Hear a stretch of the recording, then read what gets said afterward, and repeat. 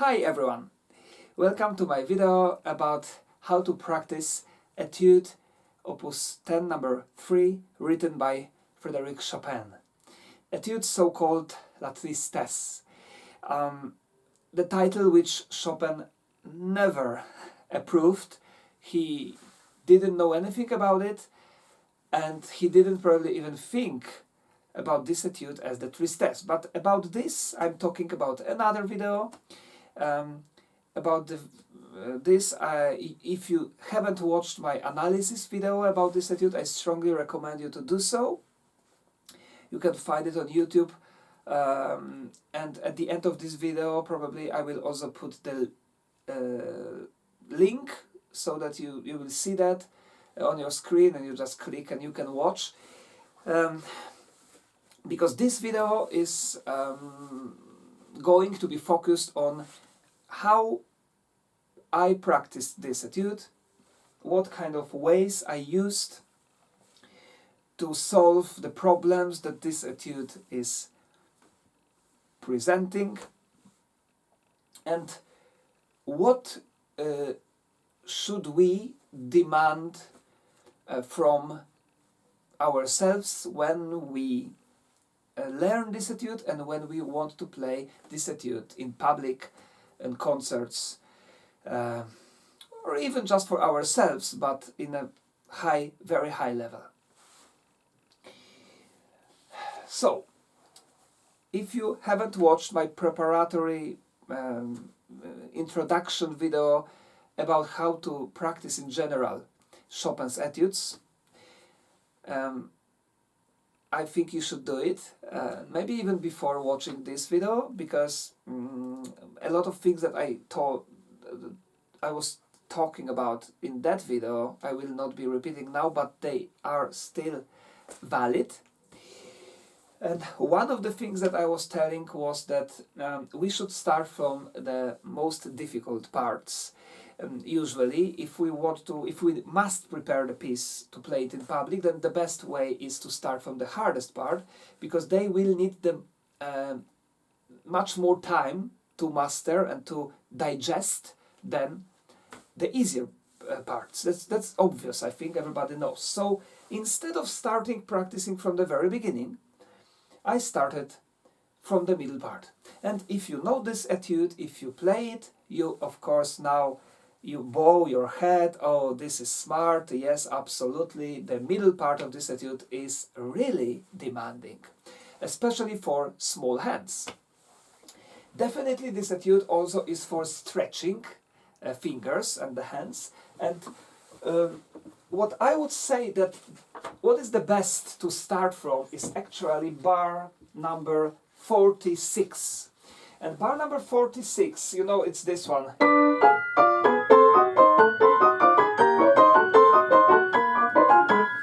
Yes, we have forte, we have con bravura, we have very fast tempo and very wide chords. It's also not easy to memorize, but actually it is easy to memorize when you find the language, because this makes a lot of sense.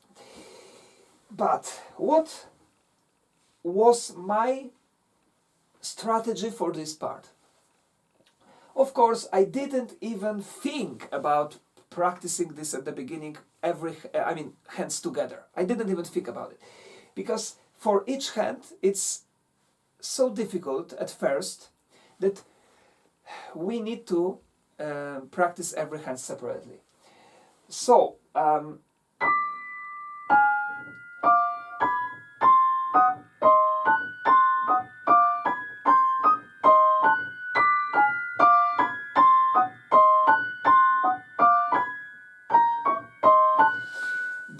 the whole part here, we have to divide into smaller parts. Now I will probably have to show you this on the keyboard, so we have to go a little bit closer. Okay, let's do it like this. Can we do it like this? Yes. So okay. And now how we divide this part so that we practice efficiently. First we only practice the first group. And what is very important, I mean, if you are good at music theory, you should know that all this part is built on diminished chords. So we have only minor thirds. It's much easier to memorize that way. Everything we have to practice from memory. So you memorize this, and if you see, look at this. You play these notes, then these notes, then these notes and these notes. When you play them together, you get the chord. 1, 2, 3, 4, 5, 6, 7. 7 notes chord, absolutely full, but it's broken, right? So it's here and then this, and then this, and then this. And everywhere here is like that. So this is very useful when we think like this. But, okay, what is very important to play it clean?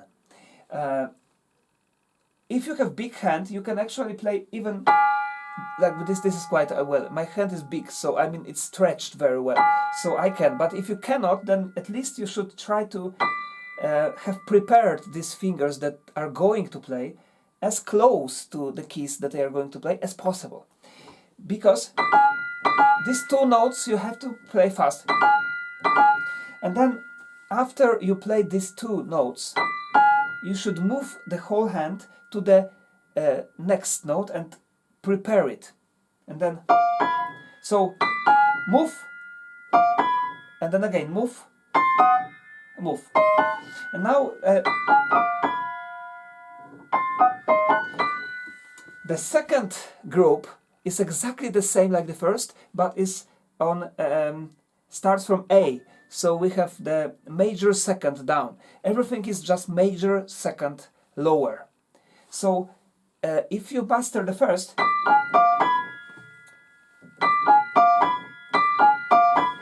you can practice like this.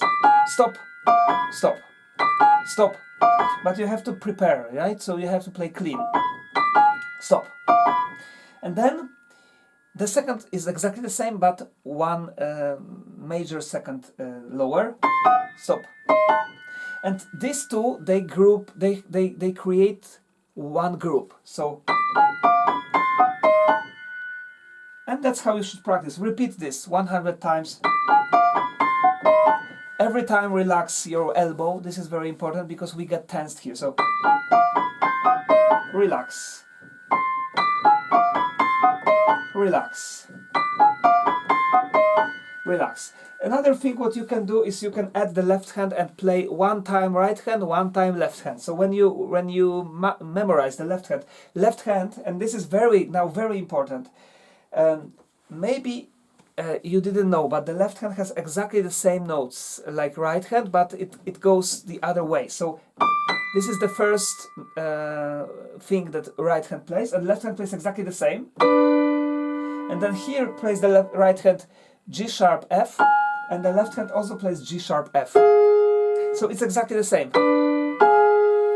And then exactly the same, and exactly the same. So left hand and right hand are played the same notes. But still we should practice it every hand separately. So another way of practicing this, which saves maybe the time, or maybe not, but it saves your hand. When you play, for example, let's say 2 times right hand, stop, again, stop, and then the left hand, excuse me, stop. Now the left hand, what is important in the left hand, can you see, as you can, is that the same like in the right hand. When you play, then you have to stop here, and stop, and see if you touch this chord, and stop. And then, sorry, it's F. Again, stop. Yeah, F. You have to touch the F. So, stop. Stop. Well, again, if this is too difficult for you, what I say, you have to start practicing in even smaller parts. So maybe even this too. You can practice like this.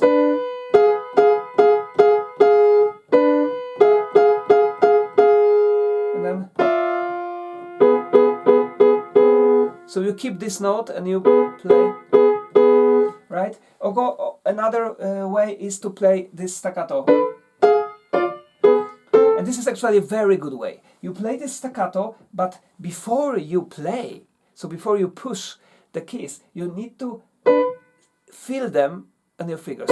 Feel, feel, feel, feel, and like try to pinch, to scratch, you know, this way, as if you want to catch it.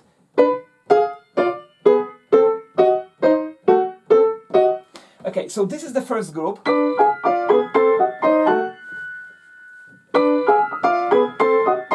And stop, and again. This way you can practice when you know every hand separately, I think. This is my suggestion. Okay, this is the first group. Then the second group. The second group is also diminished chords, but they go chromatically down. And left hand has the same notes, just the right hand. And you do the same way. And all this part you practice the same way. When you know it and you want to play it faster, then, for example, I think here you can work with rhythms. Like you can play slow and then fast.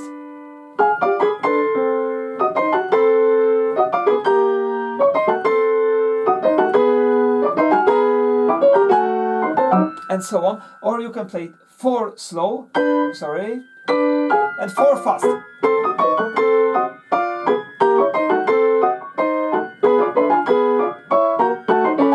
And so on, and so on, and so on.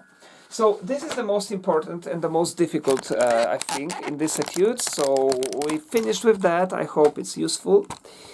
And now let's focus on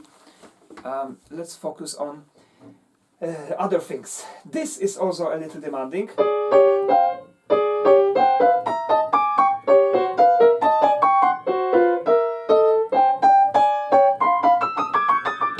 Right?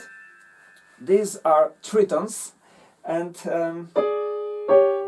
what? Oh, well, yeah. Actually, I have to show you closer. It makes no sense. It's not the analysis, right? It's the hard work. So, what is here important is that always prepare the next note. So like this.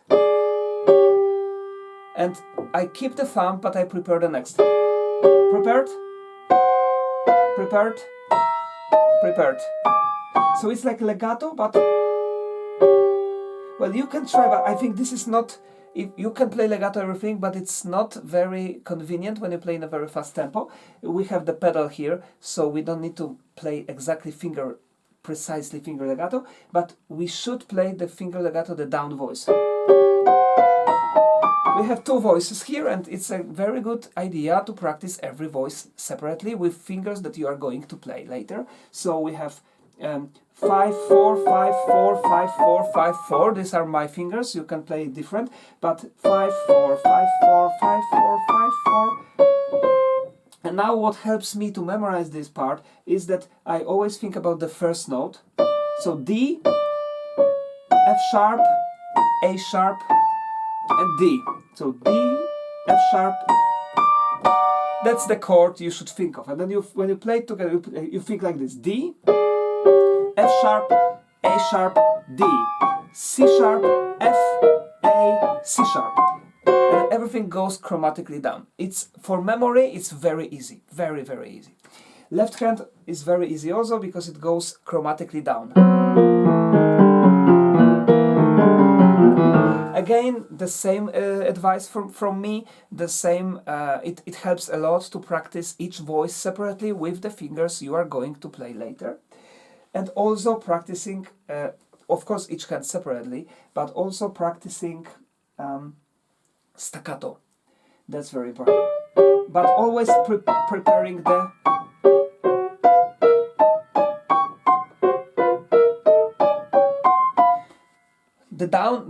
bottom voice also.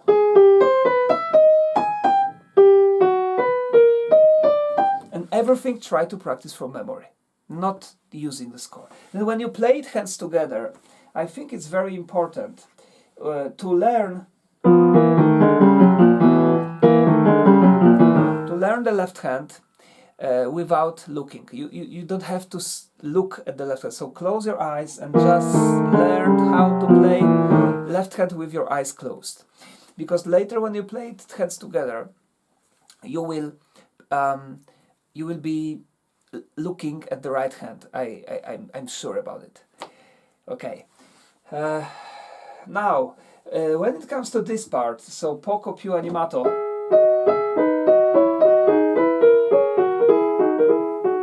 We need to, I suggest to have a flexible wrist and try to play very much legato.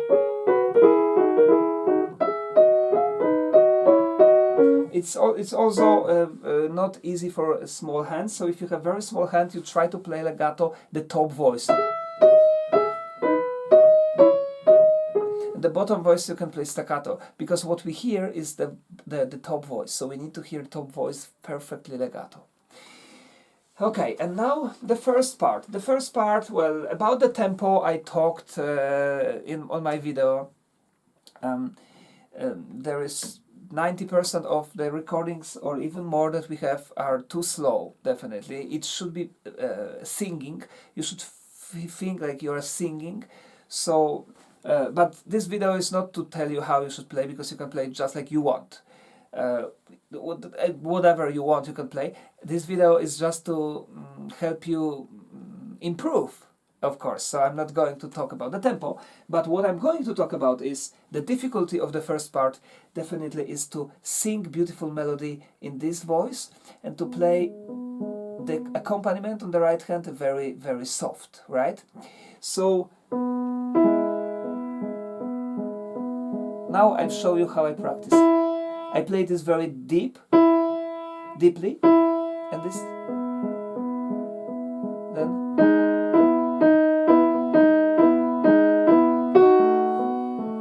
and relax.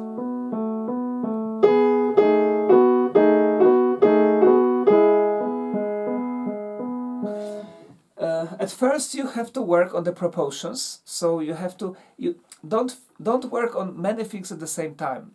Solve just one problem. The first problem is this. Also, this part I strongly recommend to practice right hand alone a lot. To master these two touches, you know, and don't think about phrasing first. Just think about and play forte, the upper voice, very deep, and very piano, the lower voice.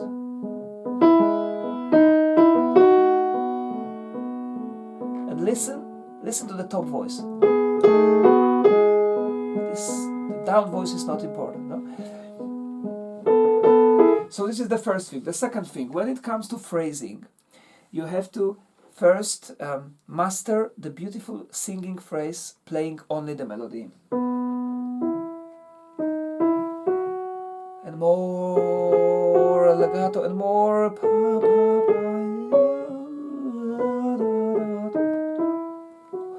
Beautiful legato. Imagine that this is a singer singing. If you don't have this experience with singers, you should listen to opera arias, to singers, to songs, because Chopin was deeply inspired by that. When you master this phrase and you can play it with one voice, then you can add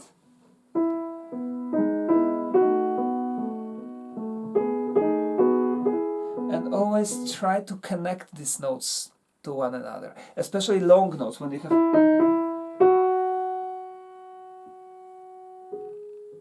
Well, this was a little bit too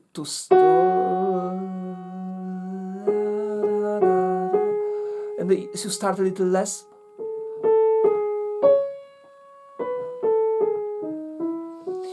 You know, what I just show you now is legato. That's the way how we play legato on piano.